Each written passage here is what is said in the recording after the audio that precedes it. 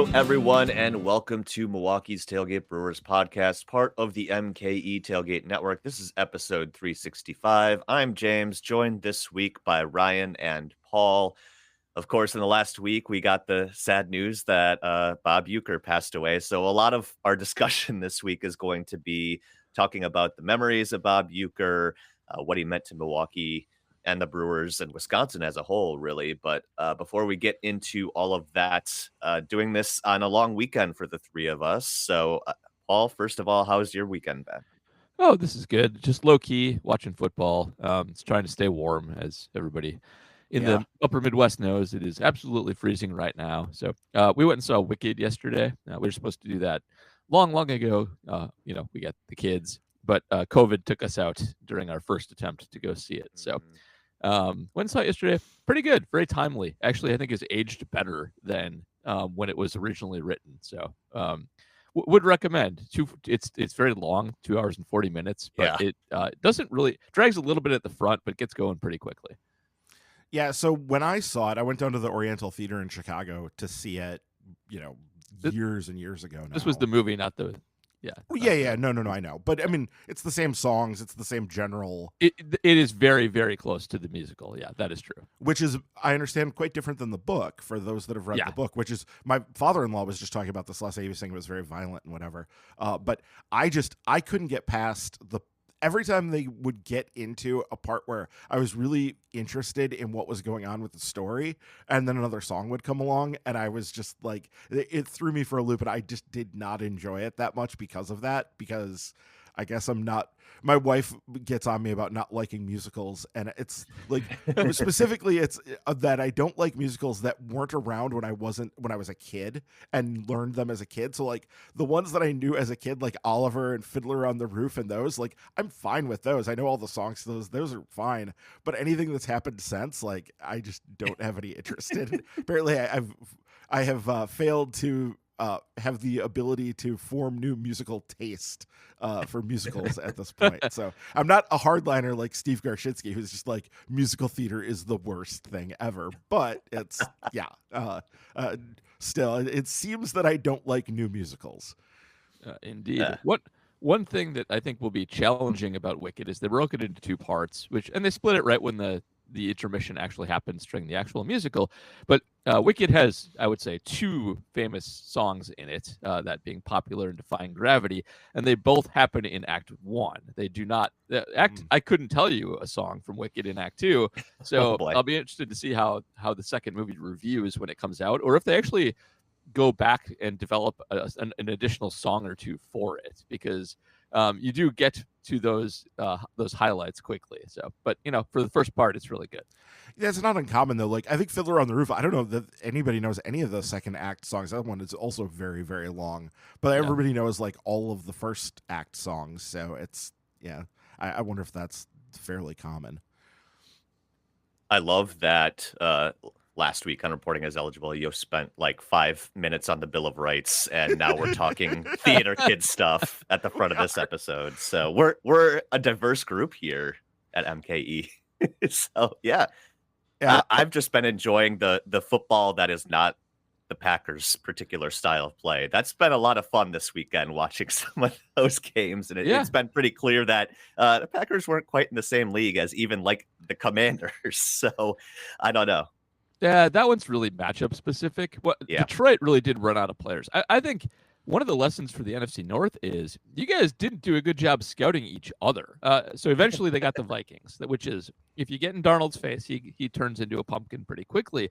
But the Lions ran out of corners, and the perfect way to attack them is just pass, go after them aggressively, go after them deep.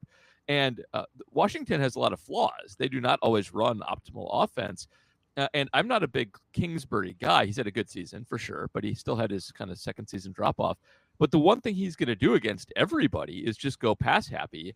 And I think Detroit gets by a lot of other teams. Like, I think that they probably match up better, certainly against the Eagles and against the Rams. But that's just a bad one for him, because it is pass happy Kingsbury against a team that cannot defend the pass right now. So that worked out poorly for Detroit.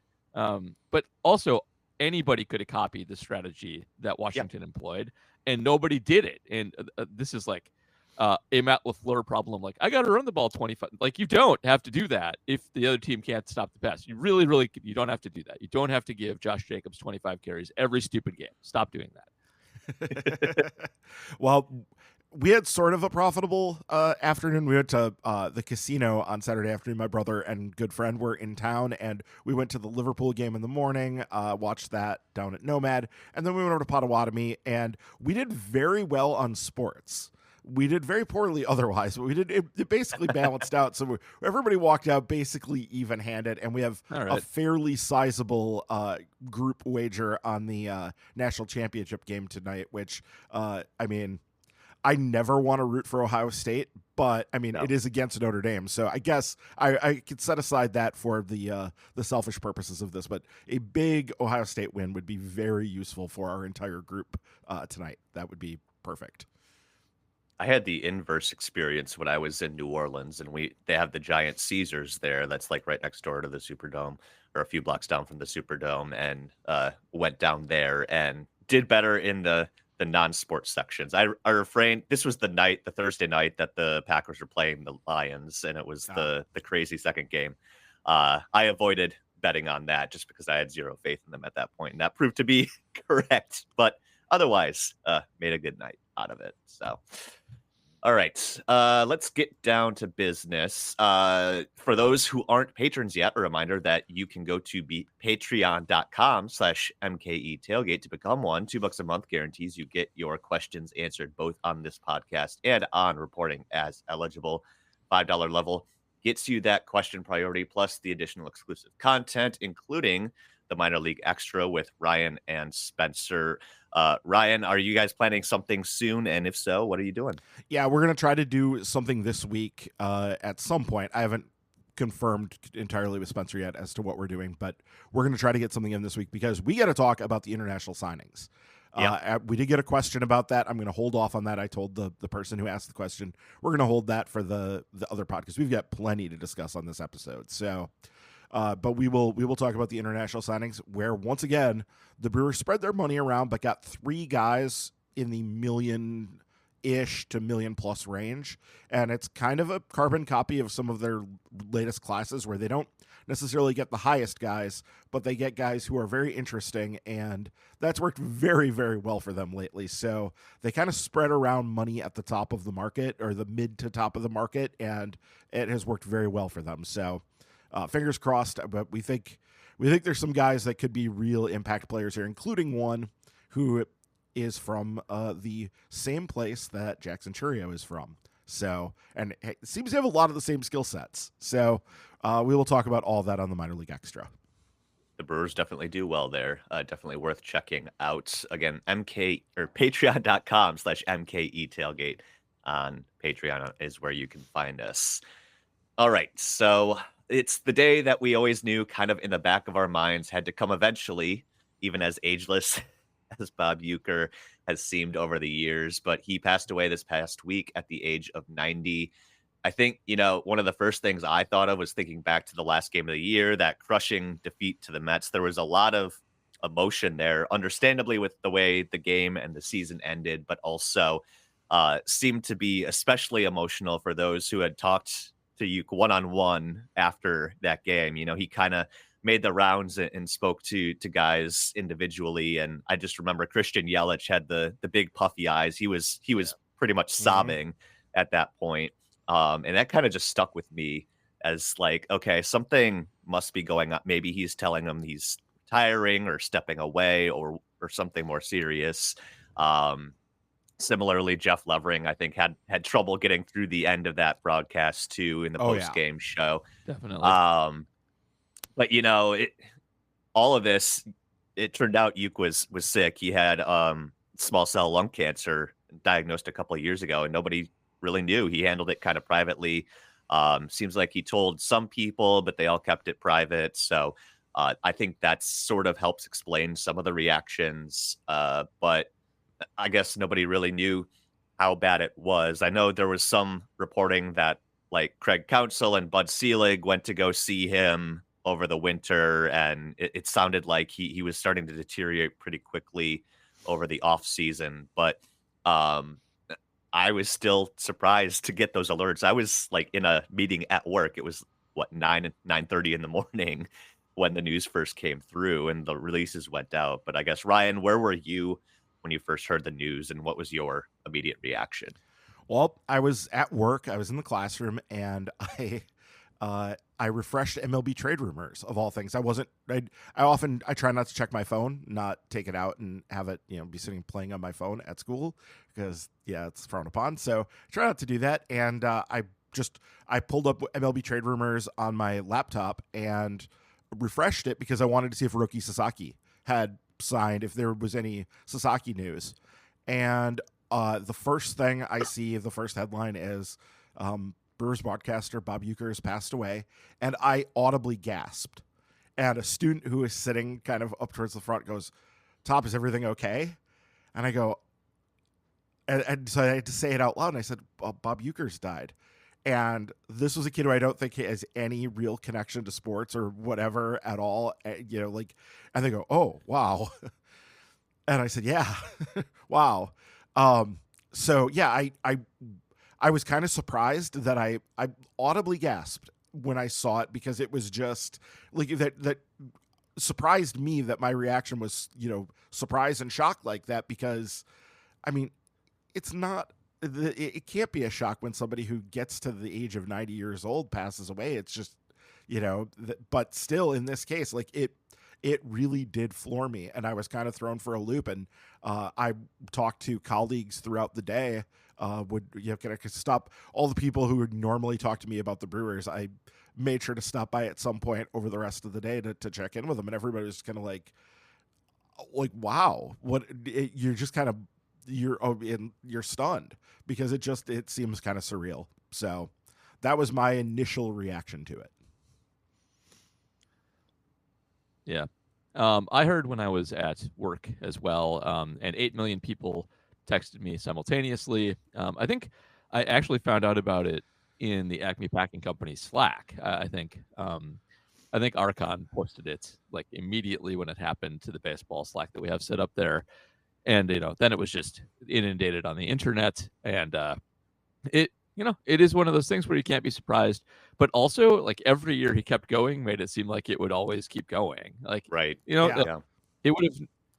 Bob Uecker was broadcasting like 20 years longer than a lot of other people are able to broadcast. Mm-hmm. And, get into the upper 80s, just like, well, okay, I guess we're going to do this for another year. And it seems like it's never going to end. But all things end. Time remains undefeated. And, over his last couple of years, decline happens to everybody, but I feel like he was starting to sound worse physically than he had, like, up through 86 or so. I think he still sounded pretty good. Yeah, he was slowing down a little bit. He was a little slower with his words, but I think his voice actually started to go the last couple of years too. And so that's when it kind of started to hit me a little bit like, it's one thing old people slow down mentally for sure. It just happens to almost everybody. But when the voice started to go, it's like, this is not going to go that much longer. Like, it's really starting to fade. And that last year especially, I feel like it didn't really sound like Bob as much as it used to. And always, it was surprising, but not as surprising as it had been. So it's unfortunate, but we had more good years of Bob Uecker than anybody has ever gotten out of their broadcaster, save the Dodgers, of course. Yeah, absolutely. I think some of the reporting that came out in the day or two after that of just how much it took out of him, I think especially after the lung cancer diagnosis, I think you could definitely, put two and two together there with, the voice wasn't quite as strong, and then finding out he had lung cancer. Well, that makes all the difference in the world, especially when you need to speak extemporaneously for hours on end. It's difficult to do when you're in your 40s or 50s, let alone when you're 80s or 90s. And, I what stuck with me was he was supposed to do, what was it? I think game 2 of the NL wildcard series. Yeah. And he even did the pregame show with Pat Murphy. And then he just had to tell Levering, like, I can't do it today. It's up to you, kid. And I know Jeff Levering said that he got a voicemail from Ueck that night saying, great job, kid. We'll see you tomorrow. and that's one of those voicemails he's going to keep forever, right? Yeah. It's like one of those treasured memories, and you can hear the voice whenever. Yeah. Likewise, I was, one of those people. I'm sure all of us here are kind of recognized in our places of work as like the super Brewers fan, right? So like I got condolences from, well, not even just my coworkers, but like my sisters, like, oh, I'm sorry for your loss. Like it was our grandpa that died, and um but yeah, some of that reminiscing with coworkers, like Ryan said, and even the ones that aren't big sports fans, like obviously everybody knew Ueck, right?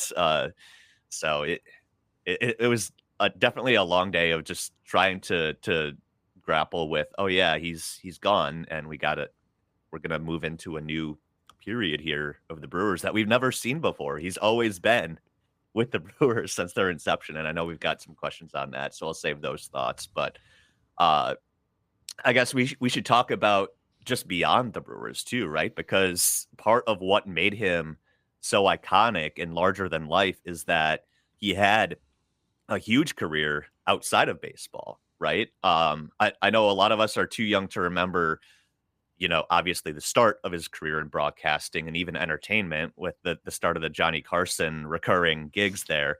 But we did all kind of come of age in the era where he was already a huge star and truly understood to be Mr. Baseball.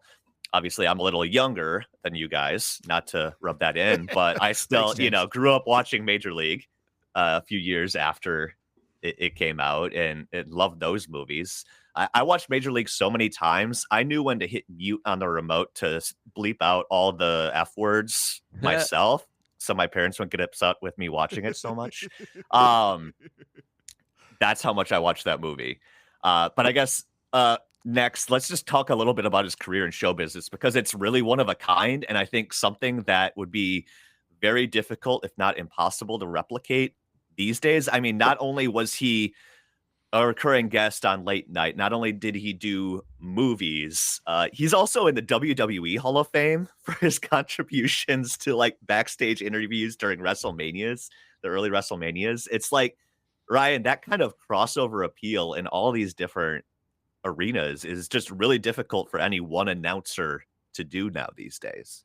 Yeah, you can't imagine something like it happening. And the times when somebody has like tried. Remember the short-lived Joe Buck show that Artie Lang basically splatted on I think it was either the first or like the second episode.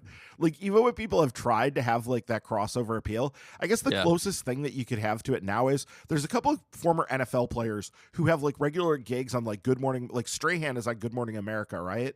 And is it like Nate Burleson on Nate CBS? Burleson's on CBS mornings, yeah. And like Burleson is doing some, like he's doing Hollywood Squares, right? He's like going to host that. So there's some of that where, former sports guys, but those were stars, not, guys who were backup catchers who were just kind of clowning around like Uecker. But he got on Carson fairly early. I think he was either on Carson right around the time he became the Brewer or started working for the Brewers in 71 or whatever. But it was kind of around then. And it was a weird situation to hear Doc Severinsen tell the story on the Bob Uecker documentary that runs on whatever, our FanDuel, Bally's. I don't know who produced that thing. Probably Fox Sports way back when. But Doc Severinsen is featured prominently in that thing. And Doc's also a Milwaukee guy, right? Like, or a Milwaukee area guy, I think. I would know. I think that's right, but I couldn't swear to it. Anyway, Severinsen told a couple things, and he said, one, there are a couple things about it that Uecker had a standing invite that basically Johnny would bump basically anybody to get Uecker on the show. If Uecker was in town and was available and wanted to come on the show, Johnny would just, he would give the heave-ho to whoever it was so he could get Uecker on the show. And Severinsen talked about why he loved Uecker so much. Why did Johnny love him so much? And we're gonna bust the seal here. Severinsen said it's because Bob didn't give a shit. Bob wasn't there to improve his career. Bob wasn't there to raise his profile or whatever. He wasn't there to promote anything other than himself. And his purpose to be there was to make Johnny laugh. And that the first time he was on the show, you've probably heard this story before, but the first time he was on the show, after Uecker left the stage, and they were at commercial or whatever, Carson turned to Ed McMahon, because Carson didn't really know who he was, and said, that guy didn't really play baseball, did he? And it's absolutely delightful. And so that's how he became this mainstay of the culture in the 70s, before the Miller Lite ads, which are iconic in their own right and a big part of the the shrines that got put up down there. Mr. Belvedere in the 80s, like that doesn't happen without that. And if you think about that, they really set up Mr. Belvedere. And I know it's a key part of the plot that the reason that Mr. Belvedere is needed is because Mom, I think, didn't Mom have like a hard charging like 80s corporate job or whatever, and then the dad Uecker was obviously, he was traveling a lot because he was the play-by-play man for the Pittsburgh Penguins, was the story. And so he had to be gone a lot. So they needed somebody to stay with the kids, to kind of be the. I believe they actually inherited Mr. Belvedere somehow. Oh, did they? Yeah. I watched way too much Mr. Belvedere. But I believe the plot was that he some old uncle they didn't know about passed away, and that he came with that. So that's how the fish out, because you wouldn't hire an English butler to be the nanny. That's true.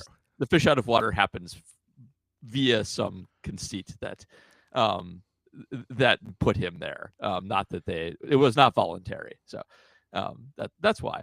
And it's a ridiculous plot, but it's the whole idea is that you have like very Midwest people, and Bob Uecker in particular interacting with an uppity British person. So right. But yeah, that's why he's there for that. Well, no, but also just like the fact that they took Uecker when they could get him and just worked him into episodes and whatever when they could get him. And otherwise, because he wasn't on every episode, he wasn't on many of the episodes, just because he would kind of go in when he was in LA, he would shoot a bunch of stuff. And so, yeah, the fact that they were willing to work around that to have Bob Uecker on the show kind of speaks to what a big deal he was, right? Like that, how incredible that was. And then the other thing, obviously, I watched Major League this weekend with my brother and friend in town. We watched it on Saturday night, and it's unbelievably funny. We did our watch through early on when we were in COVID times here. Yep, we did our watch through of Major League, so you can go back in the archive and listen to that if you want. But it struck me that a lot of people in his situation, now he did do the sequels, including the third one, which he's the first one. That was the one he quipped about being, that didn't go direct to video. That went straight to Airplane. Yep. That was the Scott Bakula Back to the Minors. To the Minors. They switched over to the Twins, and yeah, those. Nobody has a good thing to say about that movie, including all of the people in it. Right. Yeah. Including most prominently Bob. Yeah. But he didn't do a bunch of it would have been kind of natural for him to start showing up in like every baseball movie, and there were a lot of them in the 90s. There were a lot of baseball movies in the 90s. It would have been sort of natural for him to start showing up in those, and I'm sure he got many, many, many requests to do that, but he was content to just stick with, Harry Doyle was the definitive movie sports play-by-play guy. I don't even mean just baseball, just like sports. That performance is the definitive version of that, at least in a comedic sense. It's the best announcer performance, because in almost every sports movie, announcers are just giving exposition dumps of what you need to know. They're very awkward. They're always like, this guy is the best guy who's ever played baseball, and now our pitcher has destroyed. Like, it's usually awful, and it's even awful from other broadcasters a lot of the time. Not always. I do feel like Costas and Michaels do okay jobs in a couple of movies that they're tasked with being in. I do think they're copying Harry Doyle to some extent in doing that. But in Major League, you get very natural exposition. Like I tweeted about this on Blue Sky, but like when the Yankees bring in the Duke, Harry Doyle never says his full name. He assumes everybody in the universe that is watching this knows who that is, that he is, the equivalent of Mariano Rivera. His only comment is that the Duke is famous. He leads the league in strikeouts per 9 and hit batsmen. So you learn something about him and then jokes that he even threw at his son in a father-son. Yes. That's a good joke that tells you all you need to know about the guy without being expressly like, oh, he's aggressive or some, Just saying it up front. He's the same thing with Vukovic whenever he comes up. Like it is. Sneezes, it looks like a party favor. Yep. And, leads the league in most offensive categories, including nose hair. Yes, which is a great joke as well. So he is great at communicating information in an organic way in that movie, just like he is actually calling games. And if you go and read all the oral histories for Major League, and there's like 3 good ones out there now, people love talking about Major League. He was given leeway to basically call as he saw fit. Like there was baseline script, but he basically didn't adhere to it at all and just wrote his own jokes about the guys that were there. And I mean, I think actually having Vukovic as a big player there probably helped a lot, because I'm sure he has 8 million Pete Vukovic jokes in the back of his head, just ready to go. And so like a lot of that is improvised, and he was, you should always give Uecker leeway. That's fine.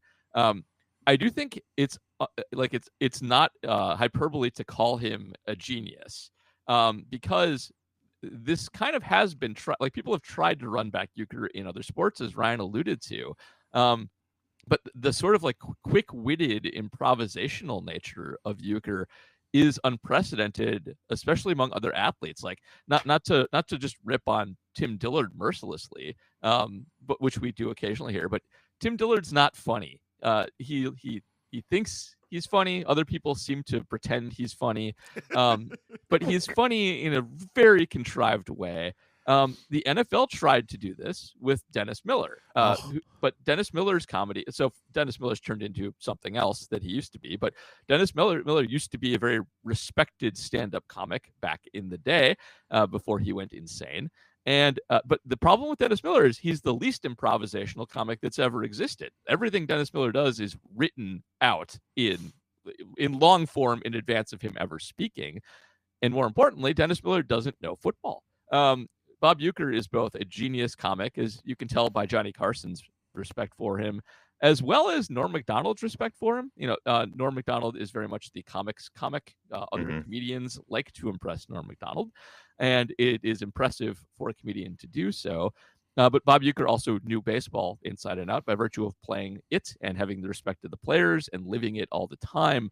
And that combination, I don't think really can exist anymore. You're going to get a comic genius like Uecker like a couple times a generation. They're never going to be professional level athletes. It's just a combination that will not happen very much over the course of like hundreds of years. Yeah.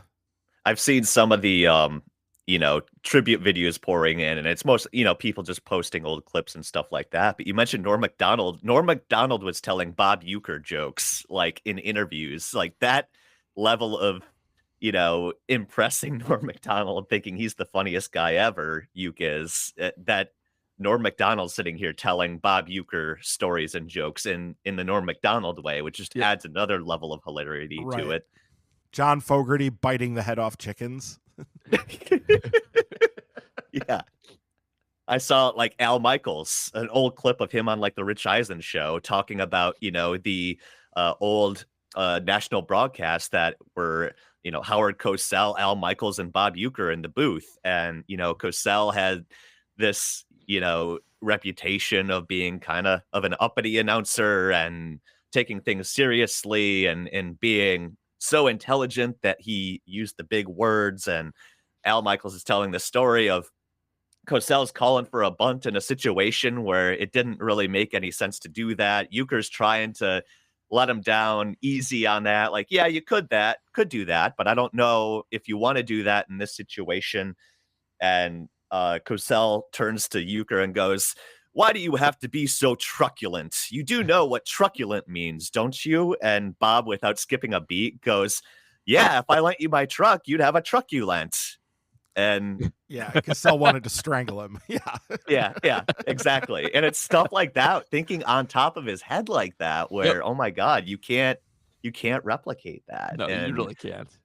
At least, in a lot of scenarios, having to speak extemporaneously in broadcast forms before, you're kind of scared to kind of go all in and go with your first instinct that pops into your head, because you're like, I don't know if this is going to play well. And he just didn't have that fear. It goes back to the Carson thing. He just didn't give a shit. Yeah, especially given the fact that he was doing so much of it live. I mean, I know Carson is taped and the movie stuff and Belvedere, that stuff's all on tape. So you could do multiple takes or whatever, but he was used to working thousands of hours, a year, like doing broadcasts where you are going live, and so you have to live with whatever your first instincts sort of are in those cases. And we're now on 365 of this podcast, done 100 some more in other forms or whatever. It's hard. It's really hard. I still suck. Yeah. It's really hard. And we have the ability to go back and edit all this stuff. And it's really, really hard. And he was just on another level. It was gifted.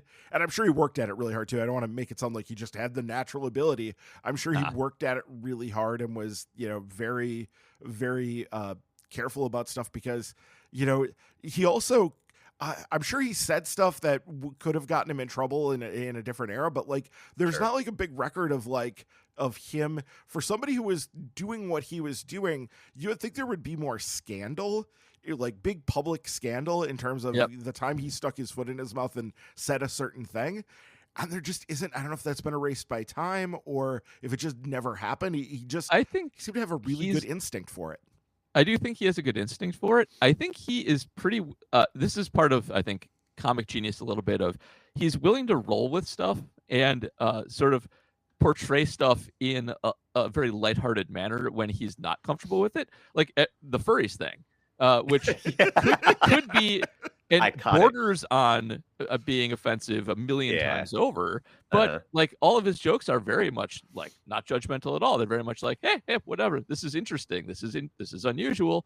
And the furries thing has become, I think, a bit of a, it's now a bit of a thing with Pittsburgh and the Pirates generally. Sure. And but his shtick on it is, I think, genuinely good, and I think in the right like temperaments to not take anybody off really. So and I think that's kind of how he rolls with situations where he could have gotten himself in trouble. And that's why there's not too much out there for that kind of thing. Yeah, incredible instincts for moments like that, situations like that, to know how to navigate those, which is probably something you can't really teach. You just kind of have to have it, and he had it, and it just it sucks that we were losing that among all the other things that. I mean, he doesn't punch down too much. He punches it himself. And that's one of the things.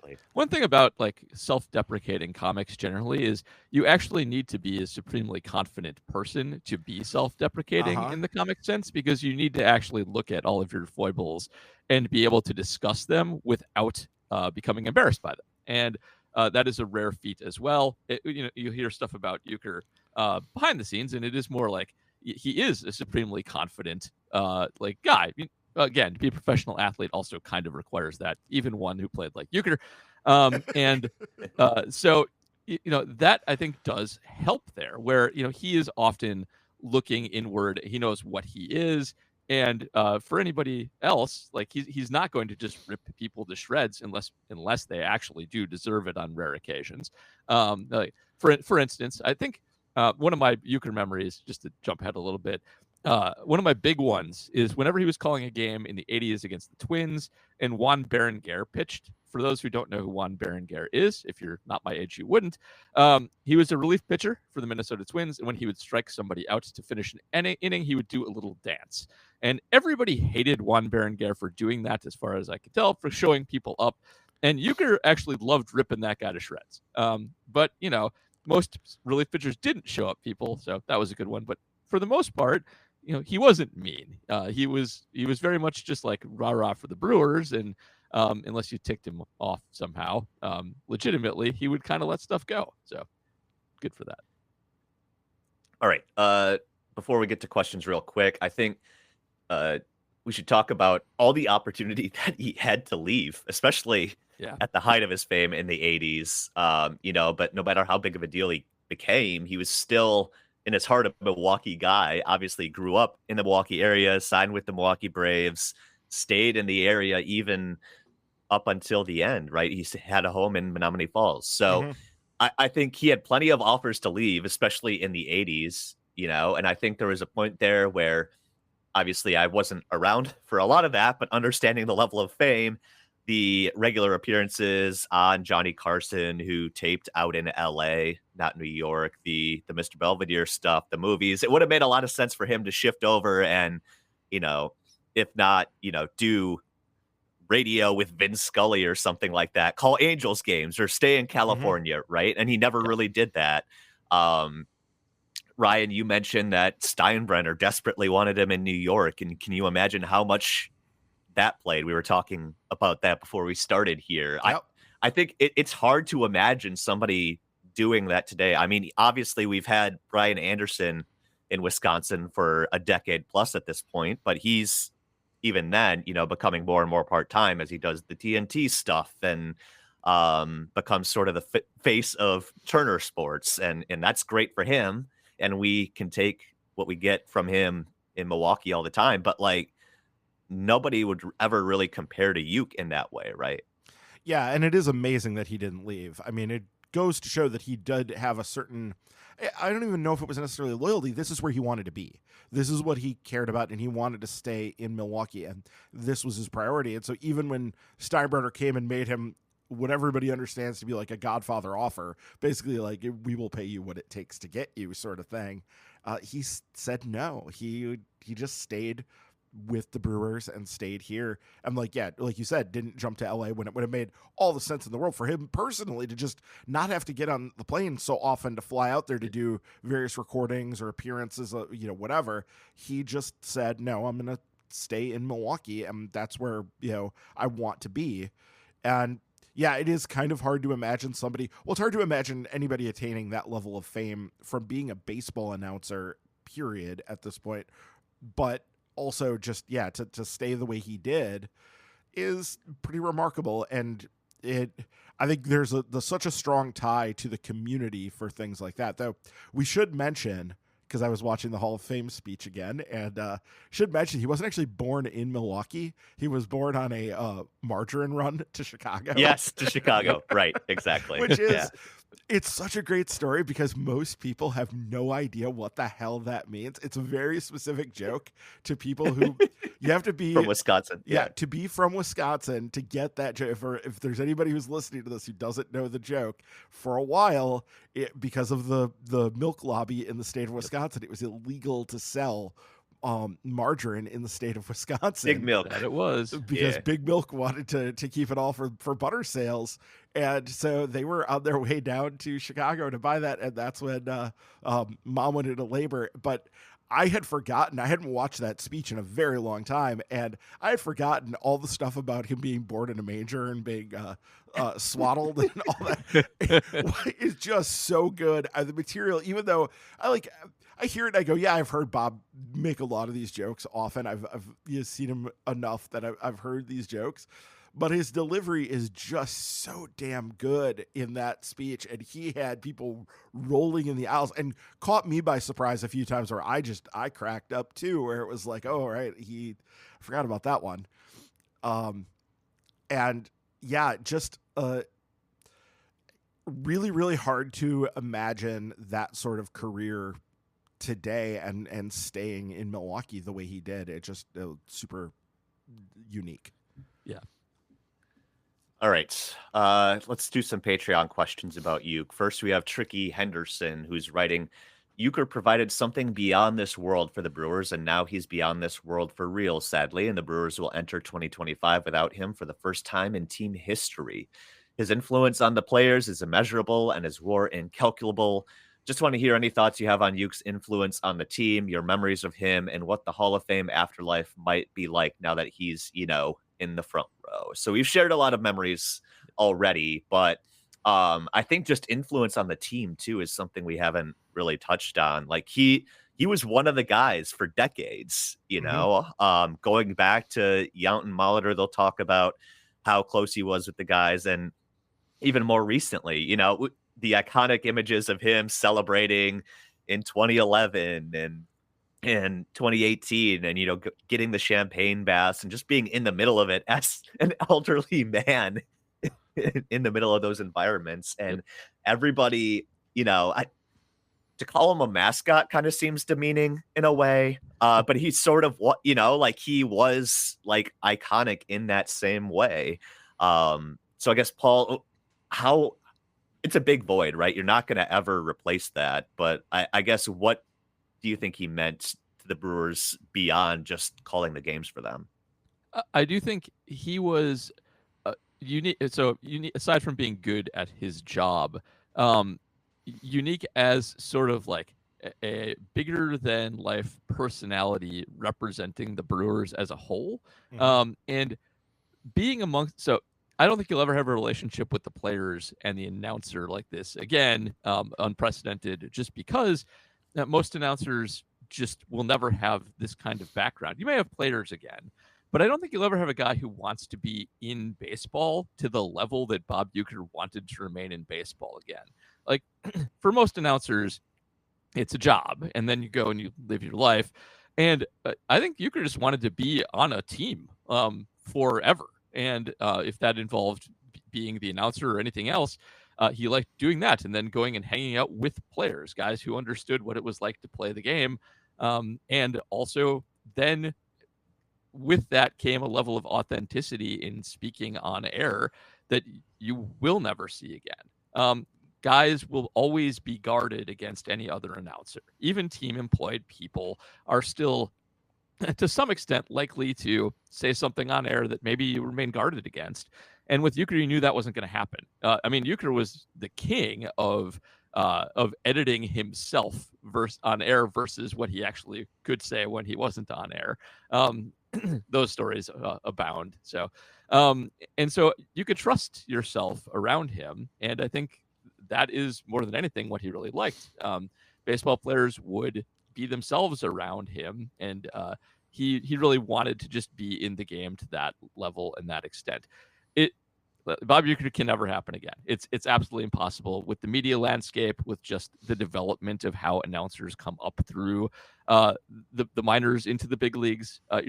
You'll just never get a person like this again. Yeah, just utterly unique, and everything you said there.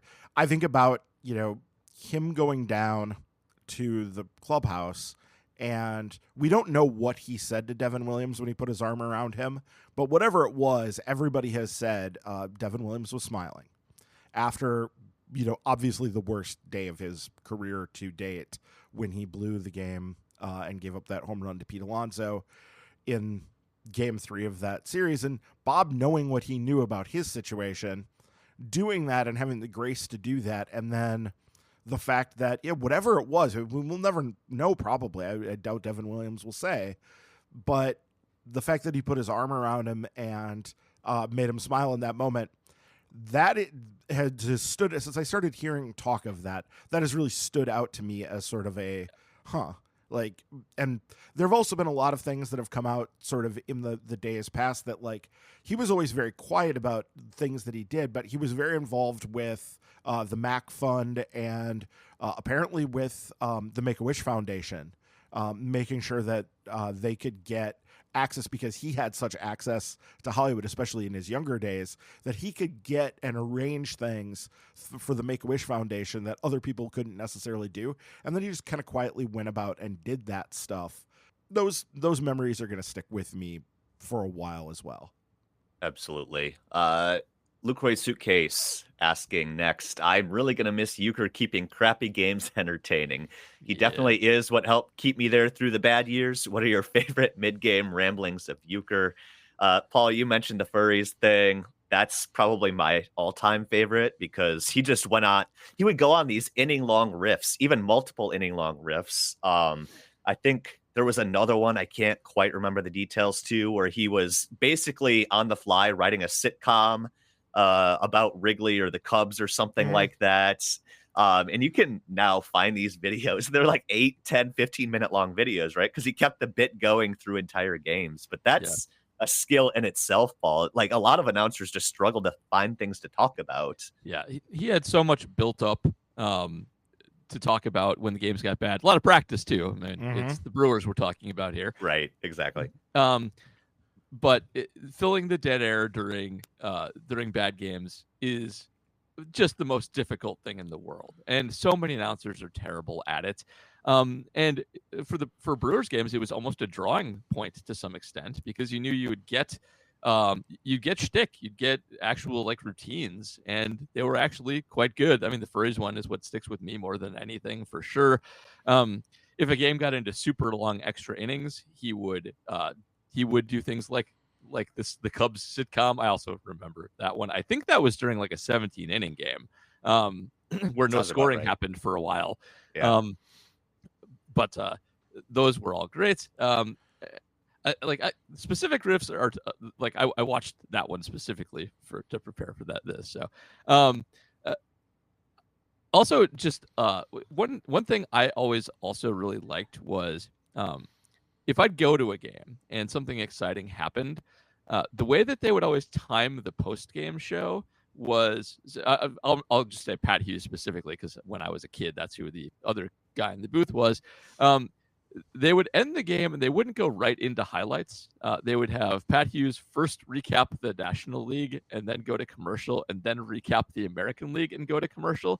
And right when I hit my car is when highlights from the game I just watched came on with Uecker actually calling them, which was perfect. And I feel like they actually did that to time that specifically so people on the way out would get there to hear the highlights actually on the broadcast.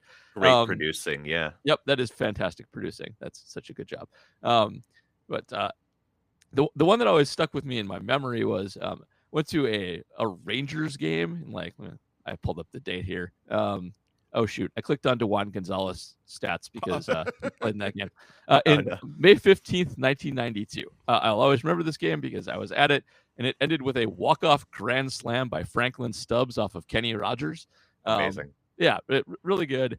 And like that's one where my parents and I were like, we have to book it to the car so that we get there for the post-game show because we have to hear the call on that. It was incredible, and we did, and I feel like everybody else in the stadium was kind of doing the same thing. It's like, oh my God, that was amazing. We got to hear Uecker's call on it. So, and you know, back in the day, there was no internet. You couldn't hear it the next day. If you didn't hear it then, you were never going to hear it. Right. And so we made it, and yeah, it was a absolutely fantastic call, as you would expect. Also, really good Ranger team that year. Like Gonzalez, Rafael Palmeiro, Ivan Rodriguez still on that team. Former Brewer Dickie Thon on that team. So Canseco there yet? Yeah. He was not. Okay. Also, Ruben Sierra. I feel like I have a better conception in my head of him than he really was because he was a Donruss Diamond King like 4 years in a row, but he was only okay. So, but that was such a good hustle to get there, and I'm glad I heard that call because I think it's probably lost to time. Like, there's no MLB.com recording of games prior to the internet. So, yeah, alas. Yeah. I will remember sitting in traffic listening to him call afternoon games, like coming home from work or whatever. That, for some reason, those memories stick out in my mind. I remember him, well, and this got immortalized in a now defunct sports website. Hi, Chris. Pocket Doppler. Do you remember the Pocket Doppler? Oh my goodness! Oh, yes. That's a throwback. Yeah. I think I actually wrote a couple things for Pocket Doppler. Did you? Okay. I think so. For Chris Richard? Yeah. Yeah. So anyway, the Pocket Doppler thing was a shtick that they had going, and I almost positive it had to have come out of those interminable rain delays that always hit in Pittsburgh. Oh yeah. Sitting and waiting those things out, and just the ability to turn any little thing into a running gag. That one I remember specifically because I must have listened to a lot of radio like that year, or maybe it was even over multiple years, but I remember hearing the Pocket Doppler bit a lot, and there was always something new, some new way to play with it when they were because a lot of times they're just killing time and trying to figure out something to do while you're waiting out rain delays. So yeah, the Pocket Doppler bit sticks in my mind as one that I will cherish. Yeah. I guess speaking of Uecker lore, Brian Polakowski is asking, does anyone remember Ueck joking about cooking a brat one bite at a time using the cigarette lighter in your car? I don't remember that one. No. Sounds dead on, but yeah. I want to hear it. Yeah, I mean, oh man, it kind of just reminds me of the ad reads too, right? So obviously we talked about the Uecker shrine, so there were the Miller Lights, but also the Usinger's sausages and the pretzel buns and the ice cream and all that stuff. But um, again, like he'd always make a way to make even something mundane like ad reads fun and unique. And if there was an ongoing bit, he might sprinkle that into the ad read too. And obviously the advertisers don't care that much because it's Ueck. Let them riff, right, Ryan? Yeah, exactly.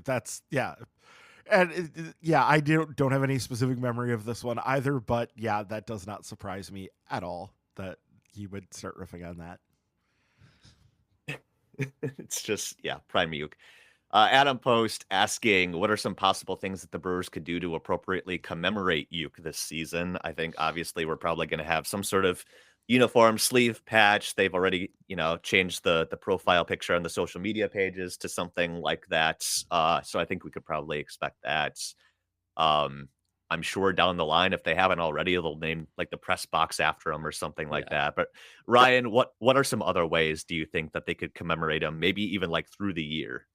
Well, there's going to be a big thing on opening day. Obviously, there will be a big montage, and there will not be a dry eye in the house. I plan on being there.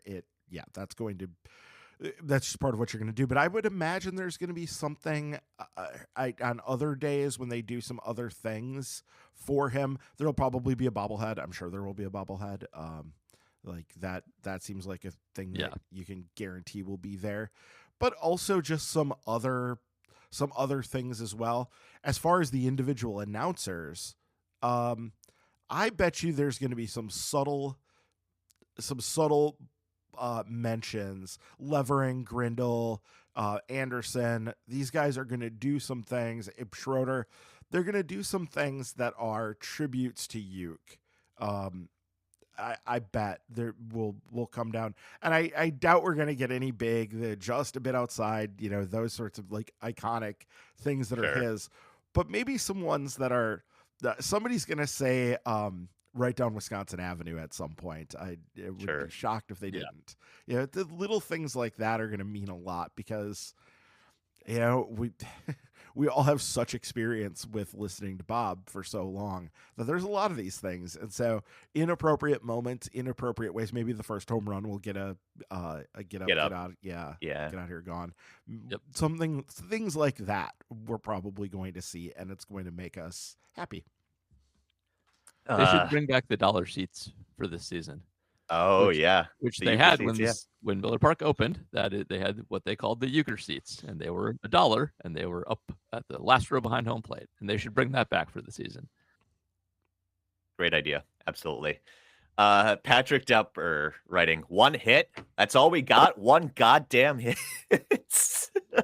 One of my favorite bits from Major League, of course. You can't say goddamn on the air. Nobody's listening. Whatever. I guess let's take this opportunity.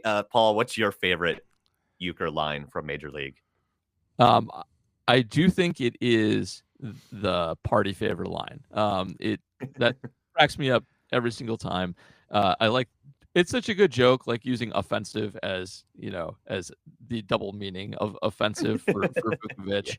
And it's just such a seamless way to work that in there. I like the ball 4 ball 8 thing too, but I like Uecker best in Major League when he's actually calling games as an announcer calls games, and doing his shtick as only he can. And like the ball 4 ball 8 stuff is written in the script.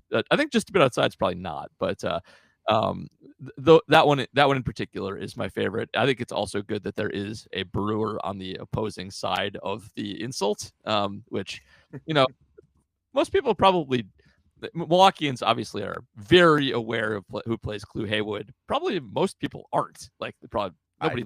If you don't look at the past, know who Pete Vukovic is, unless you're a hardcore baseball fan.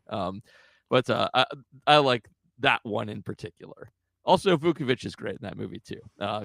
Kudos to him for being a really good bully type figure. But that's my favorite part. Yeah, I think I'm trying to figure out some of the more understated things that are still kind of iconic. after he asks his color man Monty if he has anything to add, and he just kind of shakes his head no. He's not the best color man in the league for nothing, folks. Like dynamite dropping. Yeah, that had to have been ad-libbed at the moment. Like that had to be, and it's perfect. It's just absolutely perfect. So that one stands out. How I don't understand how these guys can lay off pitches that are that close. Close, yeah. Yeah, that's tried the corner or missed. Yeah, yep. Exactly. Because the bit too is like you recognize, he's calling games for radio. So you're seeing it and it's hilarious, but think of it as the perspective of like listening to the game on the radio. Yeah, exactly. Yeah, that he can just kind of lie and do the thing. Also, the look that he gives on opening day when he's trying to get the crowd noise and he's like taking the microphone and like waving it around at the crowd like there's absolutely nobody there. Yeah. No, describing Hayes' check swing as a hot shot toward the hole is also fun and within that shtick. In that same vein, yeah, exactly. Yep. Give whatever credit for sacrificing his body on that play. I mean, it's got a family to think about. Yeah. I remain partial to the post-game show stuff. To like, Christ, can't fight it. Always a good one. Oh man, we could sit here and quote this all day. Yeah. We should do another watch along too. And Ryan, you got a movie to be played at a theater in Milwaukee. Well, we'll give you credit for that one. Yeah, I mean, I contacted the Avalon Theater in Bayview and said, "Hey, if you guys are not going to do this, you should do this, and we will happily promote it." I should have mentioned this at the top of the show too, but I will put a link to the thing. They are going to be playing Major League this upcoming Thursday night, so that would be Thursday. What is that? The 24th. Need to figure out the exact 23rd. Thursday the 23rd, 7:00. So it's not even a 2-hour movie. You could be home in bed, but well before 10:00. And it's a cool theater. If you've never been, very, very cool theater. And I will be there. So I'm definitely going to check it out. And like I said, I'll put the link to be able to buy the tickets on the website or on the show rundown. So you'll have access to that. Awesome. Always good to check it out. I know, Marcus Theaters, Marcus family has some ties in Wisconsin. They were planning to do something in Wisconsin at least a couple of days showing Major League 2. What better way to honor the memory of Bob Uecker than watching Major League? All right, we do have some other Patreon questions about the Brewers in general, non-Ueck related, to get to before we wrap things up this week. Brian Polakowski, another question. Asking, the Brewers didn't reach terms with Contreras, filing at $6.5 million. Do you see William getting more than the $5.6 million the Brewers are offering? For those that didn't listen to Spencer and Jack's podcast this weekend, please make your case for William getting more than Cal Raleigh with Seattle at $5.6 million. We kind of did this a little bit last week, Paul, but you want to your argument in a nutshell, if you were representing William Contreras, yes, why you should get more? Yeah, so not to rehash it, go listen to that, but I would happily take the Contreras side here. I think he'll win his arbitration. I'll just go out and say that, which is betting on the underdog, because that's not often how it goes. But I like Contreras' case in arbitration because a lot of his obvious 80s style statistics are very good. He is a good offensive player in the traditional sense with a high batting average. He hits a ton of. He doesn't hit as many home runs as Raleigh does, but he hits a ton of doubles. Like his slash line just looks very appealing. To actually get down on Contreras a bit, you actually have to go to more advanced concepts like that. His framing tapered off last year a bit. That his defensive numbers aren't quite as good. But I will take the. I'll go into an arbitration and I'll happily argue like, oh, his like baseline defensive catcher stuff is just fine, like throwing and stuff, and the guy hits better than any other catcher. This number is too low. Give me that. So it's harder to make the case when a guy's hitting like 200 and slugging 500 like Raleigh is versus what Contreras does. Those were estimates. I don't have his numbers up right now, but it's easier to win in arbitration when you're good at saves, batting average, on-base percentage, home runs, obvious garbage like that. It's harder to win when you're good at WAR, framing, things like that. So give me the Contreras case every day. I'll happily take that. Yeah, so I think he's going to lose. I think the Brewers are going to win this one, just because Again, we don't know how much they were looking at WAR, but the WAR comparable is perfect. It was the exact same number for both players. But if I was in Contreras' case, yeah, you have to hammer the batting average thing because that's where there is a truly big difference.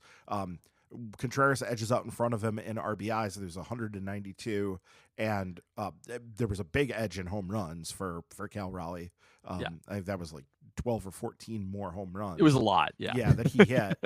But the batting average thing is a big difference, and that would be something I would think that you could bring up in an arbitration hearing.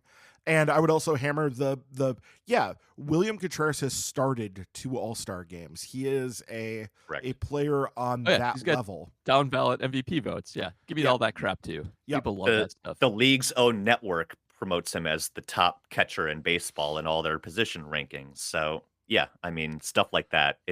It's dumb on the surface, but that's what counts in arbitration.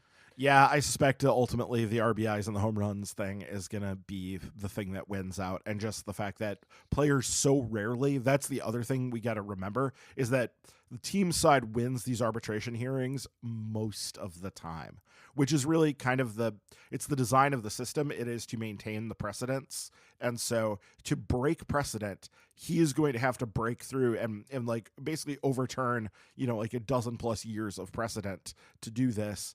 And that's just hard to do. And that's how arbitration is set up, is that it's hard to break precedents. You have to really push and find, a new angle or something. And that's just difficult. So I suspect William is going to end up on the losing end of this thing here, but we'll see. That's without even considering that if the teams don't get the rulings they like, they can just fire arbitrators and hire new ones, and there you go. But it doesn't change the ruling, just to be clear about that. Like, the ruling stays in place. But yeah, that's what they did with, was it Shyam Das was the arbitrator? Yeah, with the Ryan Braun one. In the Ryan Braun case, they didn't like it. They didn't like the ruling, so they fired him, and so he won't be hearing any in the future. Yeah, that is part of how this works. So yeah, it's not a great system, which, we've said many times.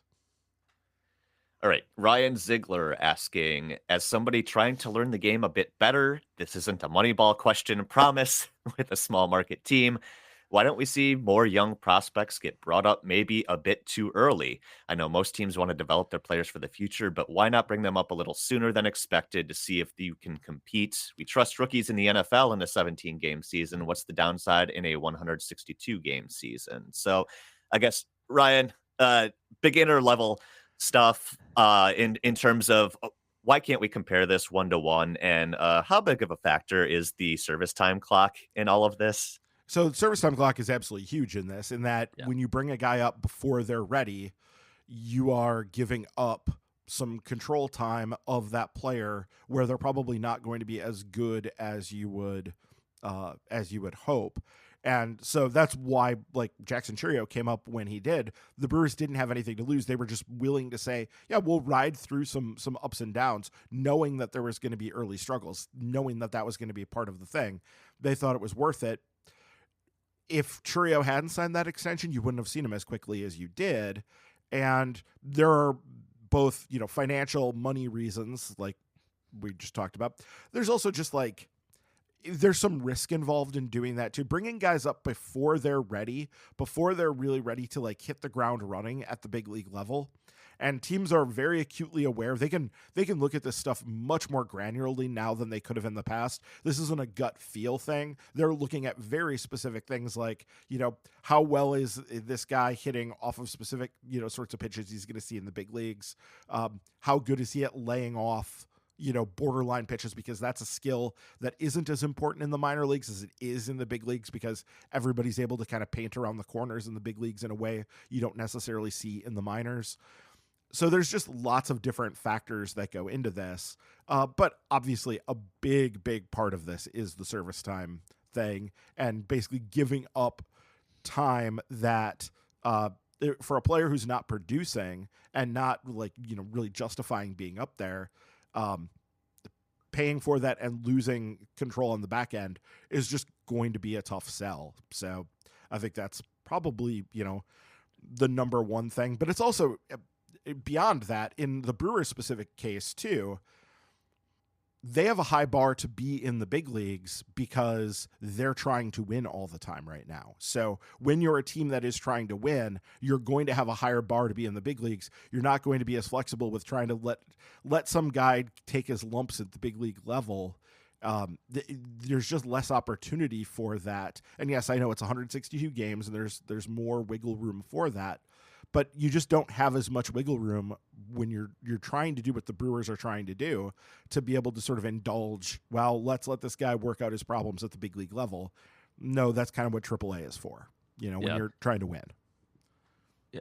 Baseball doesn't really work like that either, especially hitting. Hitting is very much a muscle memory develop thing. And if you come up to the big leagues and you can't catch up to anything or figure out where pitches are going, it doesn't help you. It sets you back. Like you need sort of a gradual ramp up of opposing skill sets to actually develop the ability to hit at the major league level for the vast majority of people. The Brewers definitely play service time games for sure. But like if you look at the Brewers' current big league lineup, like would having Bryce Terang up a few months earlier been good for the team?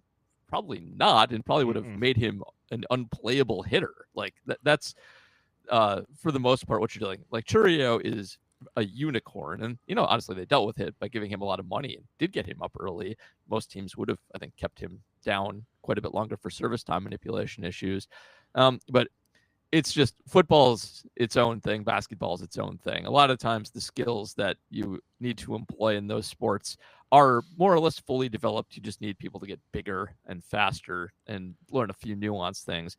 Baseball is just not like that. Baseball is a very, very different animal in how you develop players than pretty much every other sport. And you do need to spend a lot of time working on your skills at a lower level to be able to play it at a higher level. I will say, though, like the recent changes when it comes to like the 0 to 3 year bonus pools and other incentives like that, the league is trying to do some things to try to get up these young guys a little bit earlier, just to kind of mitigate the service time control and the salary stuff. Like the bonus pool stuff isn't paid by the team, it's paid by the league. I mean, it's paid by the team in the sense that everybody contributes an amount to the pool. But when Jackson Chourio got an extra $900,000 last year because he played so well, that came from a league pool, not necessarily the team. And that way guys get their money earlier as well, but also you get some extra incentive, whether it's like the draft pick stuff, which the Brewers got screwed out of because of technicalities on that rule. But, the league is trying to do something to try to get these guys up a little bit more, because nobody really benefits from a guy hitting 340 in AAA when he could be in the majors. Yeah. Well, especially they realized that it was a bad look that there were guys getting called up. But Chris Bryant is the platonic ideal of this being a bad look. There's a guy who everybody sort of agreed was ready, and there was all this talk of, well, he's ready, and he gets called up exactly to the day when the Cubs could push his service time back a year, and it was just so blatant and so obvious what was going on there, and it was a bad look for the sport, and it's bad for fans, and it just makes everything look so bad and stupid. So they had to try to figure out a way to make that, to give a counter incentive. And that was really smart what they did. That was a great, perfect counter incentive was, for the really good players. We don't, the marginal players, they don't care about so much, and most people don't care so much about that. But these potential superstars, the ones who people know about because they were high picks and because they've been high on the prospect rankings that people are much more aware of nowadays, when those guys get service time manipulated, it's a bad look for the sport. And they've gone out of their way to end that. And that was a good, smart move on their part. That's been a positive move for them, no doubt. Brian Polakowski, another question asking, as we approach bargain signing time, I'd like to hear the rapid fire responses for some possible short-term deals for the Brewers using MLBTR rankings and projections. So Brian had Michael Soroka on this list. He signed with the Nationals already for 1 year, $9 million. So we'll cross him off then. Ha-Sung Kim next on the list for 112. That seems really low, Ryan, for what Ha-Sung Kim's going to get. I will drive to the airport to pick him up and let him stay in. He can have our bedroom. He can have the master bedroom, and we'll go to the guest room. Like, do this yesterday. Absolutely. Yep. Ha-Seong Kim will be quartered in your house to throw it back to the Bill of Rights. Yeah. Okay. Max Scherzer, number 33 on the list. I think this is the production one for 16 million. I mean, he's getting up there, less effective. Paul, he's not Hall of Famer Max Scherzer, but he could be good number 5 starter Max Scherzer. That's fun. Let's turn Max Scherzer into a Wade Miley version of Max Scherzer and see how it works. That'd be awesome. Yeah. I feel like expectations would be the problem with Max Scherzer more than anything else, but he's probably worth 1 year, 16 million just to see what you get. That'd be fine. I'd be down. Well, and it's what everybody's getting this winter. Everybody's been joking that, yeah, that guy's getting 115. Justin Verlander just got 115 from the totally from the Giants. So that fits. Yeah, I mean, this would be a case of I would rather have if it's one or the other, I would rather have Ha-Seong Kim at that deal. Oh, yeah. Because 100%. We don't have as big a need in the rotation as we do in the infield right now. Like, that's something we need to get sorted and get improved. But yeah, if like it came down to the end and they're like, yeah, we have $15 million worth of wiggle room, which I kind of doubt they have. But if it came down to that towards the end of things and Scherzer was still inside, yeah, give me that. That's fine. Lacrosse Loggers legend Max Scherzer. There's your tie to Wisconsin. Jose Quintana, 2 for 20. I don't know if he'd be any good if he's not facing the Brewers, Paul. I was going to say, it'd be nice to have him just so we don't have to play against him. So I'm okay with that too. He's 35 already. Yeah. So I don't know if I would do the 1+1 or 2 year. So that was a joke. Deal, I don't want Jose Quintana on my team. I feel like he's just old and mediocre. That's not much money. It'd be fine because it's not much. I'll take anybody for not that much money and put him in the Brewers pitching lab and see what they can get out of an old guy. That's fine. But Jose Quintana doesn't do. I'd rather have Scherzer for funsies to see if they can, ultra spin one of his pitches on 1 year versus 2 for Quintana. I don't like Jose Quintana. I don't want to cheer for him, and he's just okay. Yeah, I definitely would be more interested in Scherzer at his dollar amount than I would be at Quintana, especially 2 years. Yeah, 2 years with that. I don't need that. No. And Brian's YOLO, Alex Bregman, 7, 182. Not going to happen, Ryan, because he's going to the Dodgers like everyone else, right? Well, I don't think he's at the Dodgers have got to be getting to about the point where they're Meg Rowley was joking about this on Effectively Wild. Like, they just signed Tanner Scott for $75 million. Come on. I know after she says that that there's no more room at the inn, and now there was apparently room for Tanner Scott. Pound. Yeah.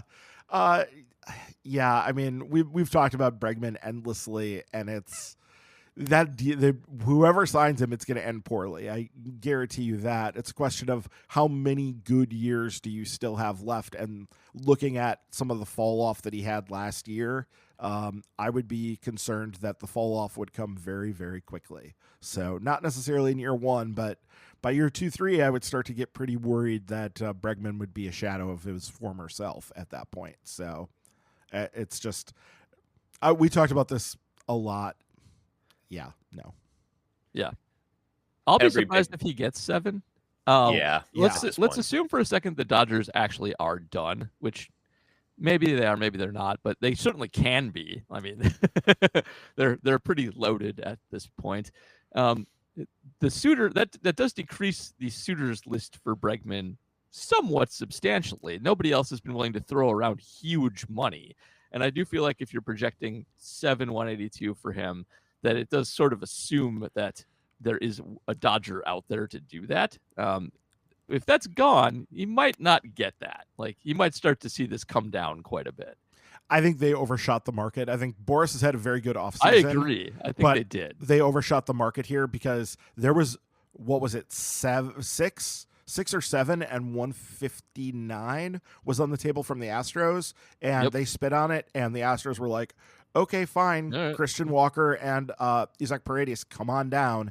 And exactly. They don't have the need anymore. There are still teams, though. The Yankees could use Bregman. The Red Sox could use Bregman. I think that's probably why he still hasn't signed, is that Boris thinks he can get them into something of a bidding war when it's all said and done and get them fighting for it. But I don't know if those teams are going to play that game for that player.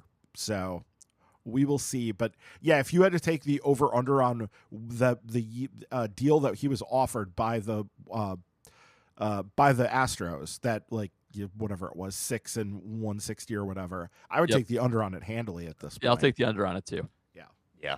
At this point, I mean, we are maybe approaching the 1 year, 30 million range where some crazy stuff could happen and he tries again next year, but who knows? Well, have you noticed that what we haven't seen so far this winter is all those deals? And granted, those deals happen late. That's when those deals happen. A month from now. Yep. Right. But we haven't seen the deals like the Bellinger deal, like the Rhys Hoskins deal, where you're essentially, yes, we're taking a 1 year deal, but the guy has multiple like player options, or it's structured in such a way that the player can opt out, but the team could also get soaked with multiple years of the player.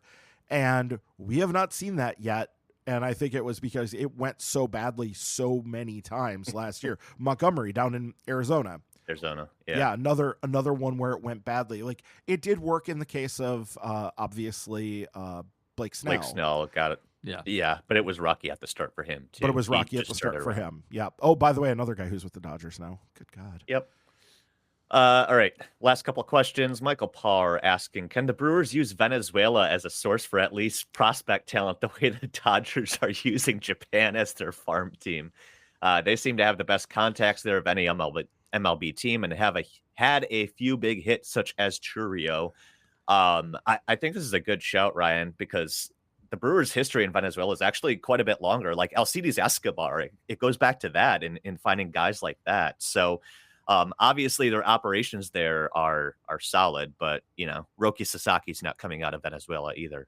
Yeah, I mean, you're not going to get the comp here to the Dodgers in Japan. The Brewers are not going to ever achieve the kind of exclusivity that the Dodgers right now have with Japan. And even then, like, the Dodgers don't have exclusivity with Japan. No. They just are getting a lot of those players right now. Yeah. But that goes through cycles as well. So, but yeah, the Brewers definitely have an in Venezuela, and it's working very much to their advantage. And yeah, we'll be talking about that on the Minor League Extra. So we don't need to delve too deep into it here.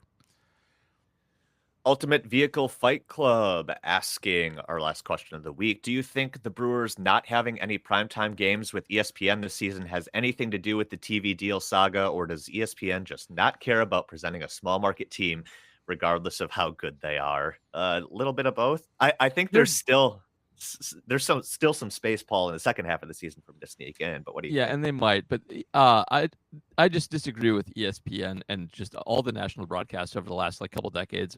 Overall philosophy, it's like very short-term thinking, very penny-wise, pound-foolish. If you have the Yankees and the Red Sox and the Dodgers and the other big market teams on all the time, then you lose the sort of promotability of every other team. And it's sort of a wave that feeds on itself, because when you don't put the Brewers and the Twins and the Royals on ever, then it creates a scenario where you can't, because nobody knows who any of those players are. If you take the NFL approach to this and just make it happen for a couple of years, you will increase the overall marketability of the league. And baseball is regional by nature, but it doesn't have to be that way. You can actually promote it in such a way that makes it so stars are known if you do a good job of it. But that's not what they choose to do. They lean on the big markets for ratings, and that is what they do. It's what they've done for years and years. And until they change that philosophy and take a longer term look at things, that's what they'll keep doing. So it's dumb, but it is what it is. So I'll say I understand why they're not showing up on things like a random Tuesday night or whatever, because there's a lot of other games on and people are watching their own teams.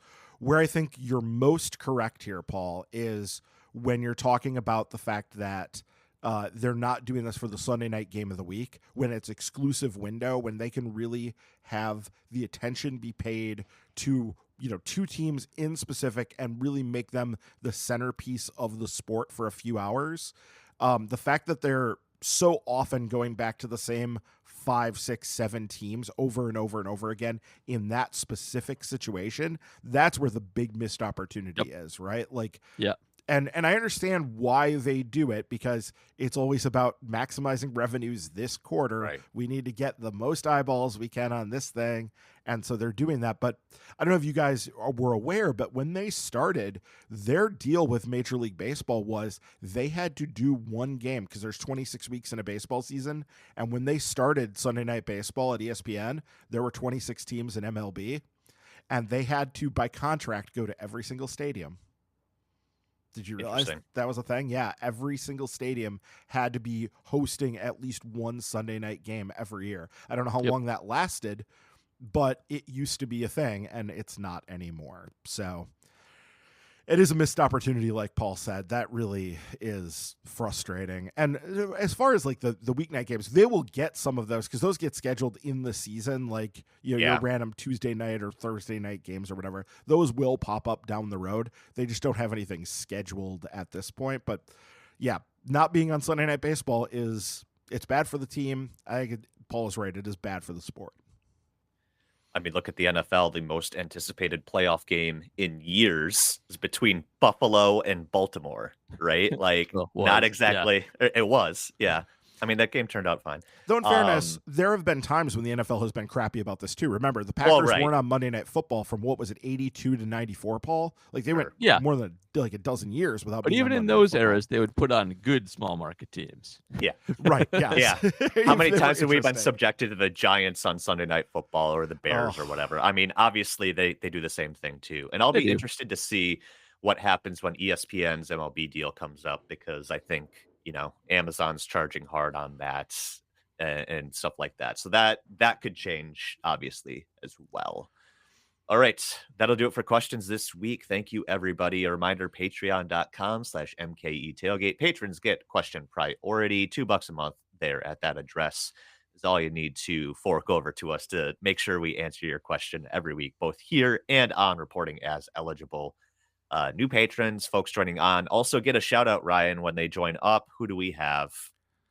Welcome back, Ultimate Vehicle Fight Club. I'm sure that, Ultimate Vehicle Fight Club has been around for a while. That must have been here, or something. Welcome back.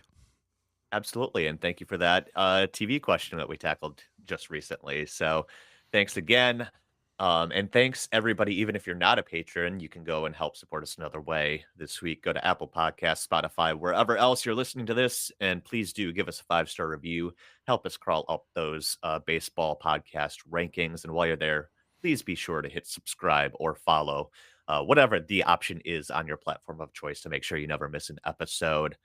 Thanks again, everybody, for joining us this week. Obviously, this is the Bob Uecker Memorial episode, a good chance to kind of collect our thoughts after a few days and share our best stories and memories. It'll definitely be different going forward, and I think we'll grapple with all of that a little bit as the season gets closer and the broadcasts start up again. But in the meantime, thank you for joining us this week. Have a good one, everyone. We'll see you here next time on Milwaukee's Tailgate.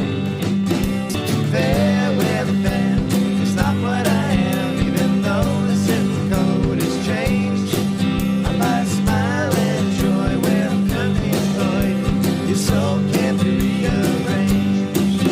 It's hard to understand.